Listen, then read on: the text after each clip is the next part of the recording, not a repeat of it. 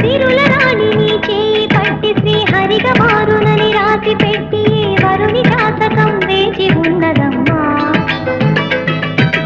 అన్నమయ్య శృంగార కీర్తనల వర్ణనలకు ఆకారమైన బంగారు చిలకనమ్మా. రాముని సుమసరమా,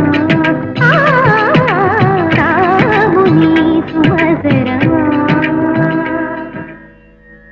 కదిలే వెన్నెల శిల్పమా, కలలే అలగను రూపమా, అనుమతి నడకట ఎదసడిలో అలకడి రేపే అపురూపమైన భావమా.